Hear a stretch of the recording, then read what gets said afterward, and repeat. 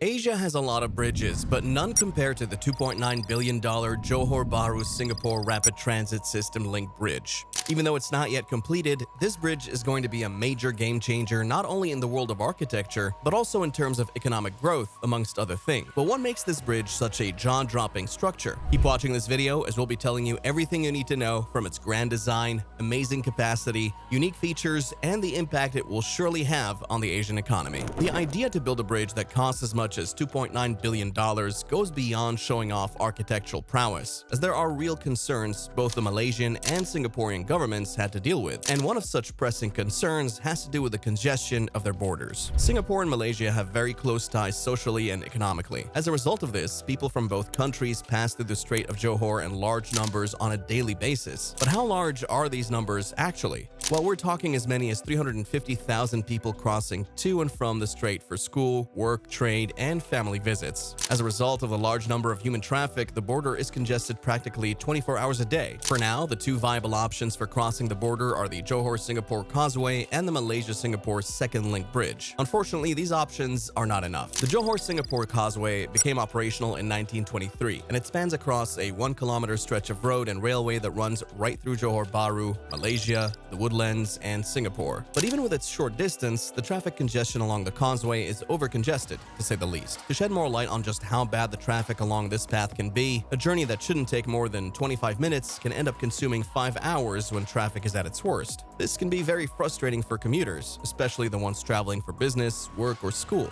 As for the Malaysia-Singapore Second Link Bridge, it was built in 1998 and was designed to relieve some of the traffic congestion on the causeway. Unfortunately, this didn't work. In fact, both crossings have now been seriously overwhelmed by the ever-growing number of commuters who pass through those routes on a daily basis. It's common to see long stretches of stagnant cars along these roads, waiting for spaces to free up so they can move. Now, this problem doesn't just affect the commuters, it's also significantly affected trade between Malaysia and Singapore. This is where the $2.9 billion RTS Link Bridge comes in.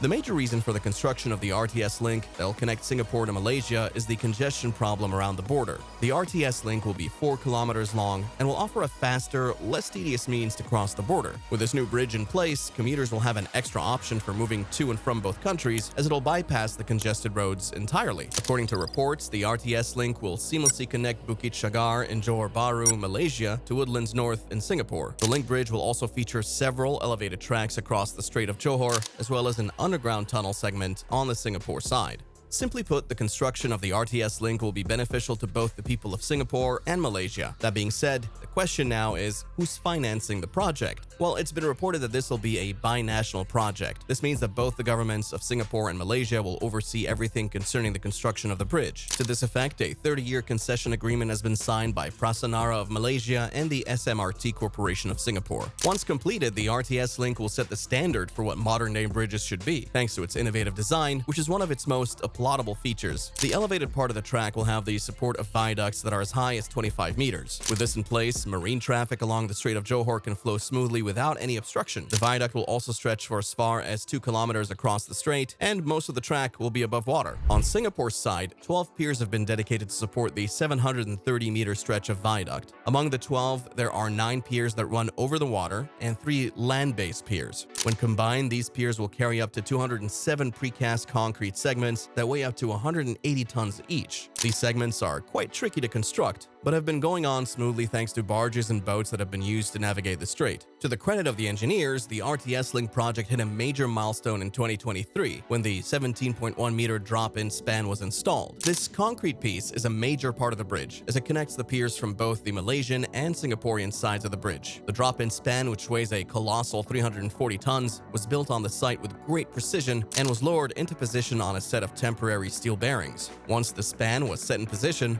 the steel structures were taken off and were replaced by safety barriers around the edges. Now, this connection didn't just translate to a symbolic link between Singapore and Malaysia. It also represents a critical engineering landmark for both countries. Interestingly, a different mode of engineering was employed on the Malaysian side. The construction workers built a temporary trestle bridge that allowed them to reach the piers directly. And even though the bridge was temporary, it was crucial in building the overwater viaduct. So, with a great design, one would expect some functionality. To its credit, the rail link is projected to cater to more than 10,000 passengers per hour Singapore in each direction of the bridge. Going by the traffic congestion along the Strait of Johor, this is a major boost in commuter capacity. To add to that, trains traveling across the bridge are expected to move at speeds of up to 80 kilometers per hour. Going by this projection, the journey from Johor Bahru to Singapore will take just 6 minutes. This will not only reduce commute time for travelers, but will also boost the speed at which goods are moved. Imagine a journey that once took 4 to 5 hours to complete, now being completed in just a matter of minutes. Besides the large number of commuters passing through the border, another significant reason for the congestion along the strait is the double immigration checkpoint system currently being operated. Currently, travelers crossing the border either by road or by rail have to face mandatory checkpoints on both ends. This means after waiting for long periods to get cleared on the Malaysian side, travelers have to face the same thing on the Singaporean side. This double-check immigration process has contributed significantly to congestion and delays in movement. But all that will change once the RTS Link Bridge is fully functional. It's been reported that a joint customs and immigration checkpoint system will be implemented, and this will eliminate the stress of double checks. Henceforth, travelers will only be mandated to go through clearance at just one end of their travels. This can either be in Johor Bahru or in Woodlands, but no longer both. Once this is implemented, cross-border travel will become smoother and wait time will be greatly reduced. Surely this is bound to have many positive effects on both the Singaporean and Malaysian economies. The RTS Link will offer the people of Singapore and Malaysia quick and easy access to both countries. Being a more reliable travel option, the rail link will improve workforce mobility between both nations. As of 2024, there are over 1.2 million Malaysians working in Singapore, and this is because of the more favorable wages there. With the RTS Link in place to boost connectivity between the two countries, businesses on both sides can benefit greatly from the easy movement of labor across the border. But it isn't just the workforce that stands to benefit from the RTS Link. A smooth flow of human traffic will also mean an influx of fun seekers from both sides. With this in mind, tourism is one industry that will grow once the project is completed. Already, Malaysia is a popular destination for tourists from Singapore and vice versa. With the RTS Link ready to make traveling smoother, it's projected that the tourism industry can grow by up to 50% in Malaysia and Singapore. To add to that, the RTS Link is also expected to create jobs. For now, it's still in its construction phase and has already created a significant amount of jobs. This might be short-term, but when it's finished, the RTS Link will create more permanent jobs in areas like maintenance, train operations, cleaning, and station management. The best part is, job seekers from both Malaysia and Singapore can benefit from the opportunities created by the new RTS Link. But that's not where the power of this project stops, because a larger influx of people into either country means the need for more accommodation options. More hotels can be built to cater to the larger number of workers, entrepreneurs, and even tourists visiting.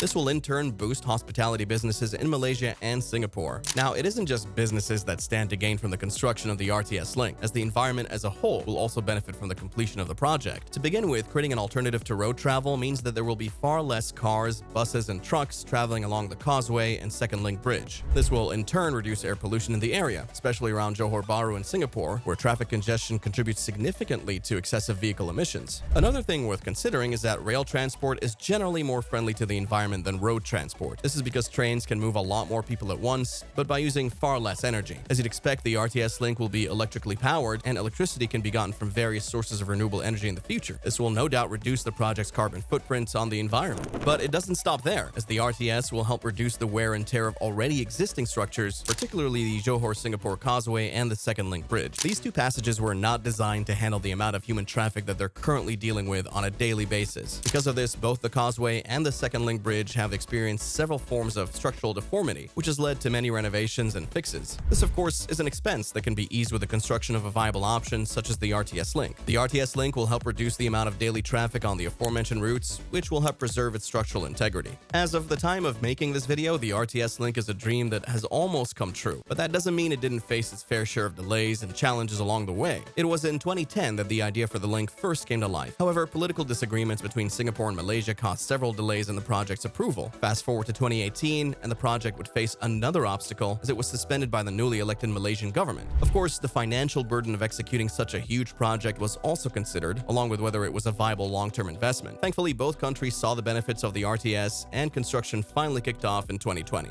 There was another scare of abandonment or at least postponement of the project when the COVID-19 pandemic hit. During this time, movement was restricted and world economies were on the decline. However, it didn't take too long for things to normalize, and the RTS Link project picked up right where it left off. According to the most recent updates, the project is scheduled to be completed by 2026, and the link will be fully operational in the same year. Once the RTS Link is finished, It'll mark the start of a new era of connectivity between Malaysia and Singapore. The rail link will not only benefit daily commuters, but also boost closer economic and social relationships between the two countries. It's also expected to serve as a model for other cross-border infrastructure projects in the region. In the long term, the RTS link could inspire further integration between Southeast Asian nations. Improved connectivity between Malaysia and Singapore is just one piece of the puzzle. As other countries in the region look to improve their transportation infrastructure, the RTS link could pave the way for similar projects aimed at enhancing regional mobility and boosting economic growth. The Johor Bahru-Singapore RTS link is more than just a modern-day rail line. It's a revolutionary project that will have a lasting impact on the region.